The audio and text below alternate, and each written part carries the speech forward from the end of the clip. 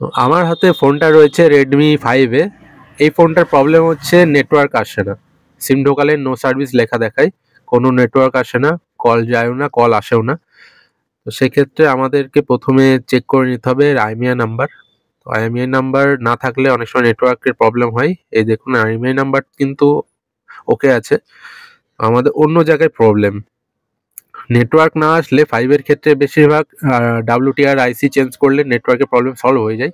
কিন্তু এই ফোনটার আমার সব চেক করা হয়ে গেছে, সব আইসি ওকে আছে, কোনো প্রবলেম নেই। প্রবলেম অন্য একটা জায়গা থেকে, যেটা খুবই ছোট প্রবলেম। কেউ সাধারণত টেকনিশিয়ান যারা, তারা চোখে আসে না তাদের, বা সেটা নিয়ে খুব একটা মাথাও ঘামায় না। এই যে নেটওয়ার্কের যেই ওয়্যার থাকে, এই কানেক্টরটা শর্ট হয়ে গেছে, এটার জন্যই নেটওয়ার্কটা আসছে না।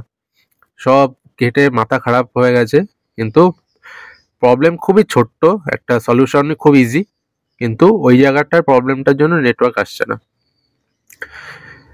তো ফোনটা এর আগে যে টেকনিশিয়ানকে দেখিয়েছিল, সে ডিসপ্লে চেঞ্জ করেছিল। ডিসপ্লে চেঞ্জ করার সময় যেই কানেক্টরটা আছে নেটওয়ার্কের, ওটা ভেঙে ফেলেছে, যার ফলে নতুন কানেক্টর বসানোর পর সেটা নেগেটিভ পজিটিভ শর্ট হয়ে যাওয়াতে নেটওয়ার্কের প্রবলেম হচ্ছে। এই যে ছোট ছোট দুটো কানেক্টর আছে, এর মাধ্যমে, এই ওয়্যারটার মাধ্যমে এটা কানেক্টেড থাকে। তো ওয়্যারও আমরা চেক করে দেখলাম, ওয়্যার পুরো ওকে আছে, ওয়্যারে কোনো প্রবলেম নেই। দেখতে পাচ্ছেন এইখানে আমাদের নেগেটিভ পজিটিভ ওয়্যারের মধ্যেও থাকে, এটা আমরা চেক করে নিচ্ছি, পুরো ওকে আছে। এই যে দেখতে পাচ্ছেন এই কানেক্টরটার সাথে যুক্ত থাকে, মেন বোর্ডের সাথে সাববোর্ড ওয়্যারের মাধ্যমে যুক্ত থাকে, এর মাধ্যমে নেটওয়ার্কটা পুরো পরিচালিত হয়।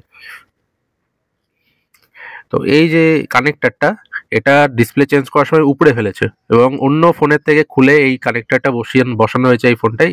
বোঝাও যাচ্ছে না খুব একটা, হালকা আমি ভালো করে দেখলাম তখন বোঝা গেল যে এটা আলাদাভাবে বসানো হয়েছে। এটা পুরো শর্ট হয়ে আছে, প্রত্যেকটা লেগ এর শর্ট দেখাচ্ছে, কারণ এটা উল্টো বসিয়েছে।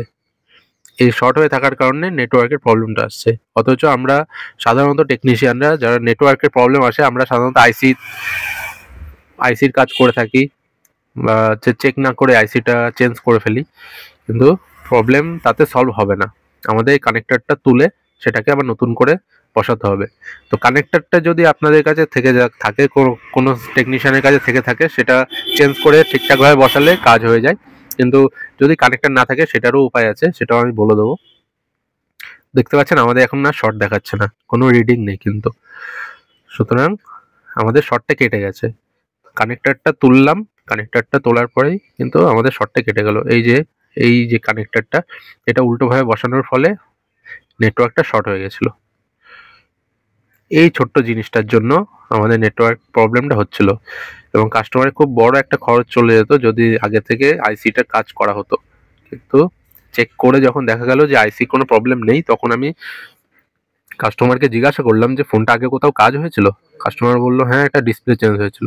তো আমি খানিকটা সন্দেহ হলো যে ডিসপ্লে চেঞ্জ করার সময় ফোনটা যখন খুলেছিল তখন হয়তো কানেক্টরটা ভেঙে গেছিলো বা উপড়ে গেছিলো, যার ফলে এটা হতে পারে। তো আমি ভালো করে চেক করে দেখলাম, হ্যাঁ এখানেই প্রবলেমটা, কানেক্টরটা সোজাভাবে বসেনি। তো আমরা আবার নতুন করে, এটা কানেক্টর যেহেতু অ্যাভেলেবেল নেই, তো আমরা এটাকে জাম্পার ওয়্যারের মাধ্যমে সাববোর্ডের সাথে কানেক্ট করব। সাববোর্ডের সাথে কানেক্ট হলে আমাদের পুরো নেটওয়ার্ক ওকে হয়ে যাবে। তো এক মাথা আমাদের মেন বোর্ডে লাগানো হয়ে গেছে, আর একটা মাথা আমাদের ওয়্যারটা সাববোর্ডের সাথে কানেক্ট করতে হবে। নেগেটিভ পজিটিভ দুটো জুড়ে দিলে আমাদের কাজ হয়ে যাবে।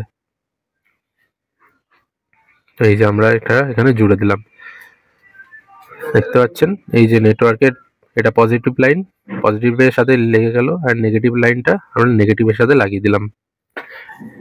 তো এইভাবে যারা সাধারণত এই প্রবলেমগুলো ফেস করেন, প্রথমেই আপনারা আইসি খুলতে যাবেন না, আশপাশে দেখুন কোনো প্রবলেম আছে নাকি, নেটওয়ার্কের যে কানেক্টরটা থাকে ওটার প্রবলেমটা আছে নাকি, ওটা কি চেঞ্জ হয়েছে নাকি, থাকলে একবার চেক করে দেখবেন। মিটারের মাধ্যমে আপনারা শর্ট আছে নাকি এটা দেখে নেবেন, কারণ নেটওয়ার্ক যে কানেক্টরটা থাকে ওটার একটা মাথা আপনার বিপ দেবে না, সেটা শর্ট দেখাবে না।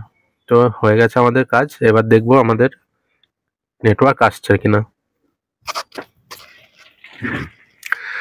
তো এখানে নেটওয়ার্ক সার্চিং হচ্ছে, দেখুন নেটওয়ার্ক কিন্তু চলে এসছে, আইডিয়া সিম আছে, ভুল নেটওয়ার্ক চলে এসছে। তো এই প্রবলেমটা সামান্য একটা প্রবলেম, হয়তো 2 মিনিটের কাজ, কিন্তু এটার জন্য নেটওয়ার্ক ঠিকঠাক আসছে না।